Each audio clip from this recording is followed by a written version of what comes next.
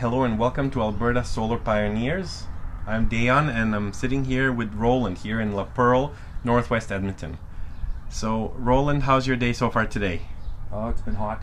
I know, it was like 31, 32 degrees this afternoon. Yeah. So we met because we started talking about the solar system you have on your garage there. So I just wanted to help share some of the history, some of the background about going solar. Like, what sort of spurred you to get your solar system, and when was that? Can you give us the history? Well, the mayor was touting it as being the future, as being the way that people are going to be powering their homes. And I thought, okay, let's see if I just dabble into it, how far I can go, and what'll happen, and how much power I can make, and whether it's consistent throughout the seasons. And I discovered, yes, it is pretty consistent throughout the seasons, as long as you can clean the snow off them. Okay. But other than that, you got to have a pretty big system. Depending on how much power you use, you're going to maybe need more than you would think.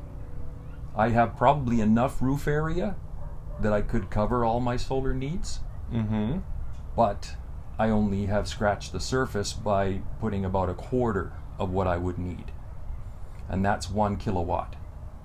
Got it. And is it correct that you got your solar system back in 2006? Yes. Got it.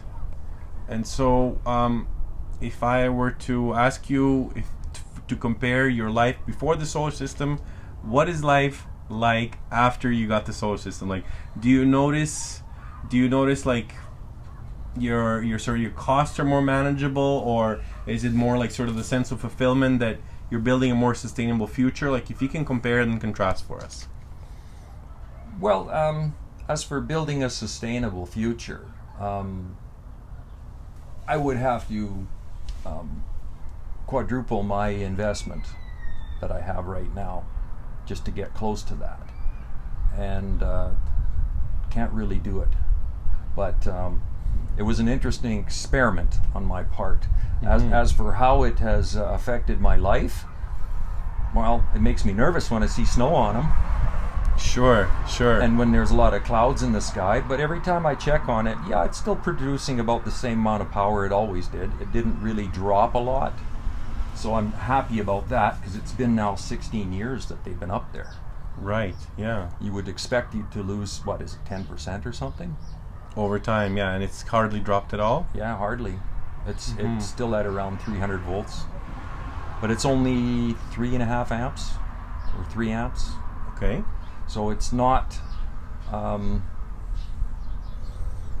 able to power a lot of stuff at once, because amps is always the big deal. And so I would have to look for it to be about 12 amps to control everything and power everything, and to be able to sell it onto the grid. So what I have right now is enough to get by during the bright sunny day like we had today. So does your power actually go into the house first, and you wouldn't be able to have any excess go to the grid at that setup? It pretty much just is going into the house first when the sun is shining. Yeah. And there's no obstruction on the panels. And over the course of the last 16 years, I put about $20 worth of power onto the grid accidentally. Okay. That's it. Yeah. So the rest of it has all been used. Yeah, it's a 1 kilowatt system. So yeah. So we were saying about 5.5 to 6 kilowatt hours a day, or say about 150 and change kilowatt hours a month. Yeah. So are you glad you did this experiment? Like, is this, because this becomes, in my opinion, becomes a part of a person's identity. Would you say that you're glad you went solar, and like, would you have done it any other way if you could redo it, or would you have waited? Would you have gotten more panels originally? What would you have done if you could sort of go back in time? Are you happy with the decision? I'm happy with the decision the way it is. The panels are easily accessible with one of those snow rakes, so I don't even have to go on the roof. But as for putting any more up, I'd have to put another row on the garage and another couple rows on the house, and I'd have to change the furnace before I could do that, because the chimney would be obstructing the panels. It would kind of track across the panels.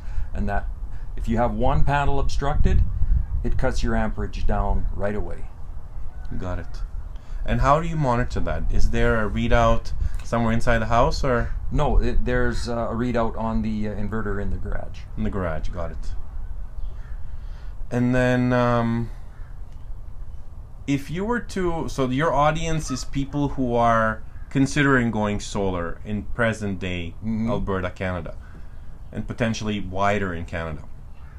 So what would you what's the message you'd like to relay for somebody who really has hardly any concept about solar power and simply just wants to do the right thing in the sense of like financially, in the sense of potentially helping be more renewable, right? These types of things. What do people need to know that it's sort of really hard to fathom if you've never owned a solar system and also thought about the technical ins and outs? Well, you can't have shade on it. That's one thing. So no obstruction to the south, and that's a serious thing. I mean, in the dead of winter, you don't even want any shade on the panels, and it's not that easy to achieve because of trees and things, right? And even if the buildings are too high in front, you'll run into problems like that. When it comes to the amount you're going to have to put out in order to get a good system together, right now it's about, actually last time I looked at it, it was probably 10 years ago, and it was 4 times what I put into my system, and I put into my system in 2006 $9,000. So you're going to have to get your if you want to be putting power onto the grid, they tell you that you're going to have an engineer certify that your roof can take the panels. You're going to have to be sure they're at the right angle. At this latitude, we're supposed to be at about 55 degrees.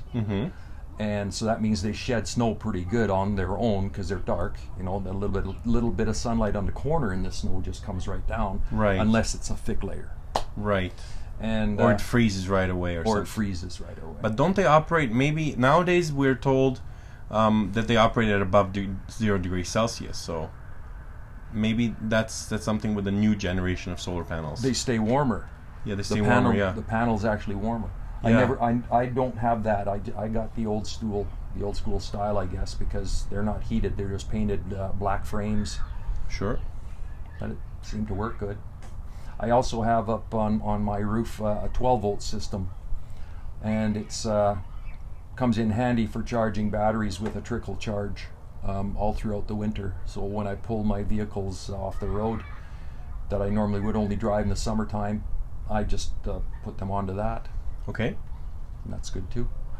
Doesn't have to be on an inverter or anything. It's a direct feed directly into the batteries. So. But like I said, 300 volts, that's a lot of lithium-ion cells if you'd want to have a battery bank. So you personally do not have batteries, right? No. Yeah, that was a decision you made consciously? Yes. Yeah. It was significantly more affordable. I didn't, well, at the time, the technology wasn't there. In 2006, they didn't have the lithium-ion batteries they do now, or even the newer tech ones that are coming out in the next few years that'll make it a whole lot better. Maybe I'll consider putting in a battery bank at that time. So let me ask you, Roland, what is it about you as a person and your life experiences that made you say to yourself, I'd like to try this out? I'm hearing about it. I also realized you did the installation yourself, so we haven't really talked about that yet. So what is it about your life experiences that put you in a position and a mind frame that you said, let me give this a whirl? And so if you'd like to tell us a little bit more about yourself as well. Well, I'm technically adept pretty good because I used to fix the buses and the trains with the LRT and ETS. Yeah. And they sent me to school to learn everything I needed to know about doing that job. Well, because of that, I'm not afraid of electricity. Sure, absolutely. And I know how to protect myself and my property by using the right materials to put it all together. So that's exactly what I did. Everything's insulated like it's supposed to be. Everything's grounded like it's supposed to be. It's set up in a way that it's never going to be a problem.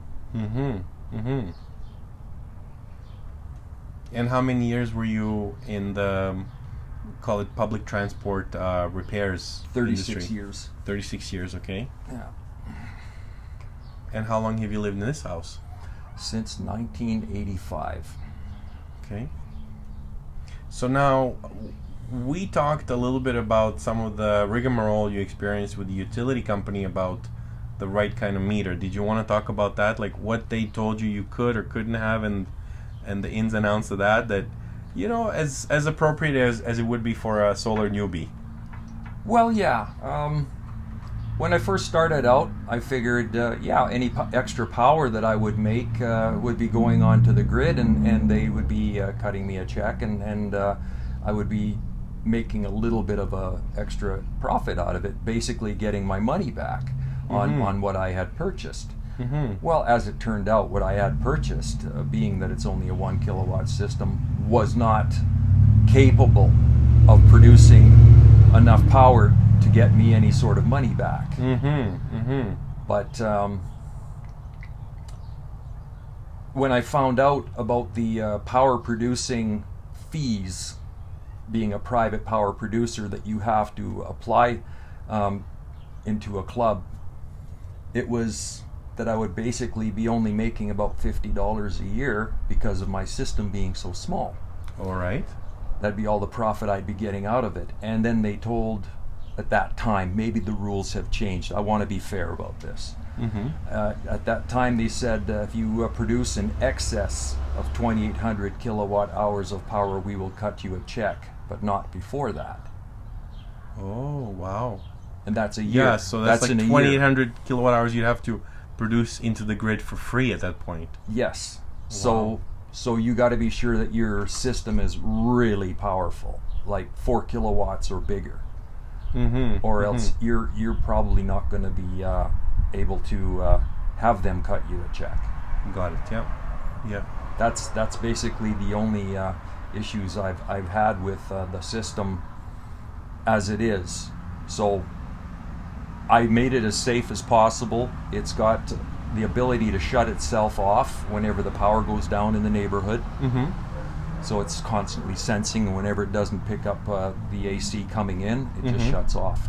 And it's a 240 or 220 system. Can you call that back for me? So when it doesn't sense the AC coming in, can you explain that one more time?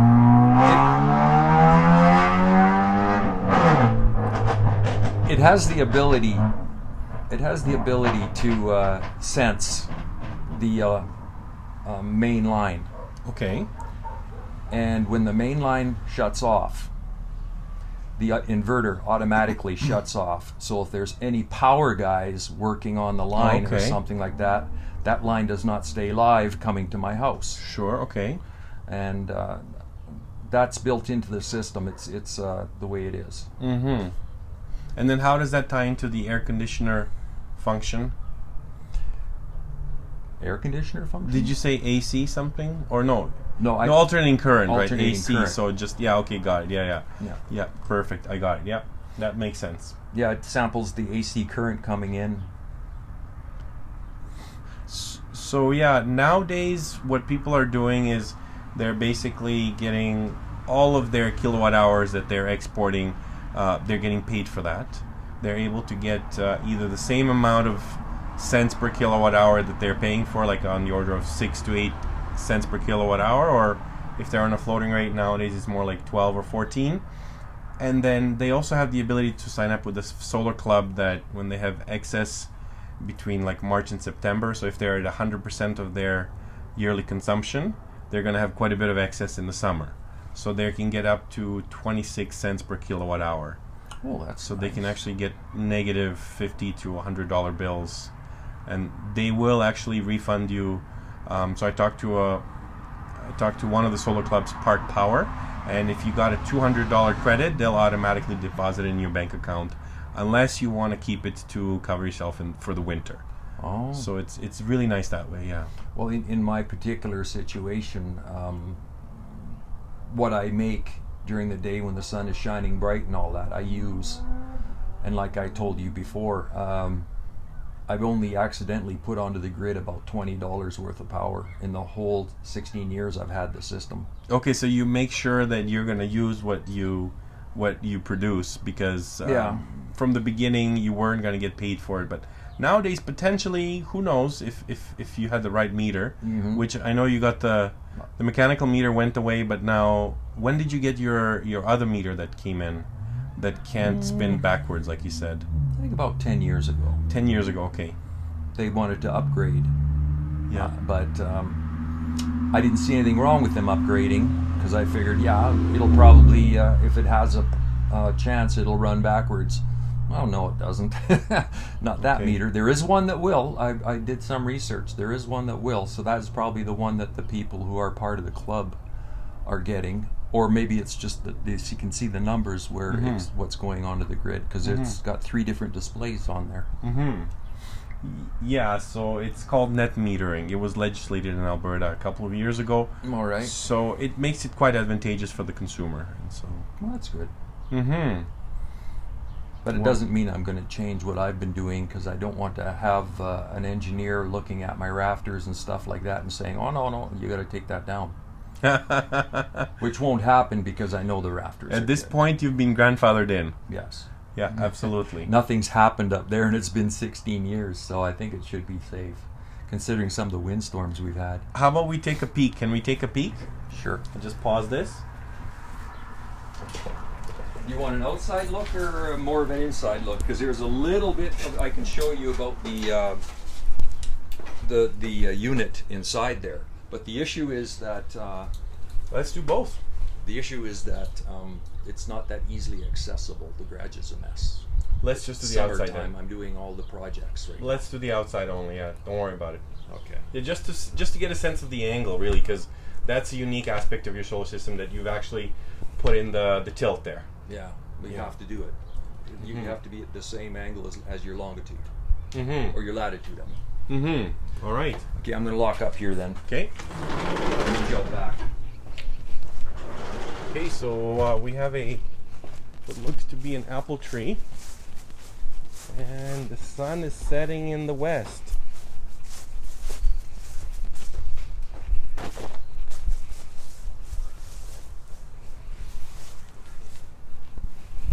Yeah, so it's quite a bit of changes in the world, quite a bit of changes for the consumer, quite a bit of changes in the economic climate, in the financial climate, and it's amazing to see the pioneering spirit of Albertans, and really humans anywhere, but I would say Albertans particularly.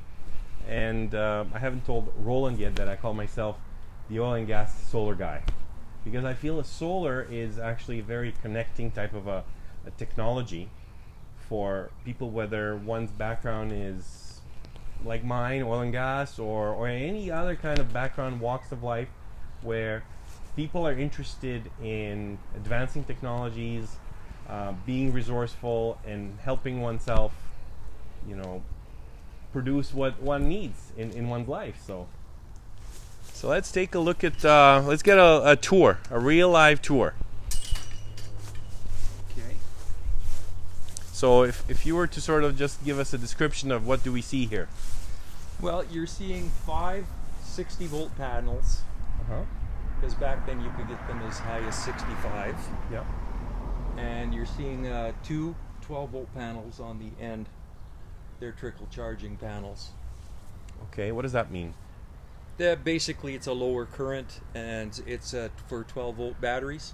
Okay. And that's what I was using it for, and that's what I still use it for. Okay. It was at one time I had a couple batteries inside there. They were deep cycle, but they were lead acid. And I was running my garage on it just to see how that would work. So I was running the doors up and down and turning the lights on and off and stuff like that. But as soon as the heater kicked in for the winter, the fan pulled everything down. Took all the power down. So the heater in the garage. Yeah. So I needed a bigger battery bank, and obviously you need to run them in parallel. But I needed a bigger battery bank. Didn't have what I needed. So once again, we have the 5 main solar panels and the 2 trickle charging panels for 12-volt batteries. Got it. And then how many watts rating is each one of these panels roughly? Would you know?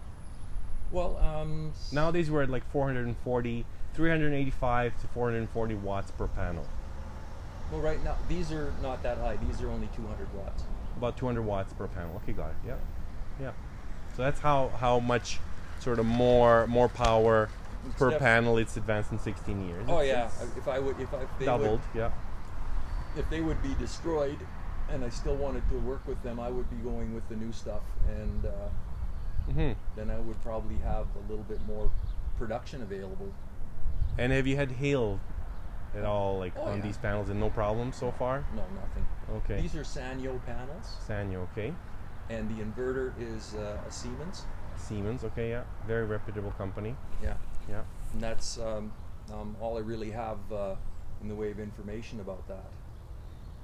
Okay, well, I think we can. Those two panels on the end are from Canadian Tire. Canadian Tire, fair enough, yeah. Yeah, it just completes the line. Yeah. Well, I feel like we can wrap it up here, and it's been great chatting with you, Roland. Mm-hmm. And thanks for joining us here. I'm going to send you the info for this video. All right. All right.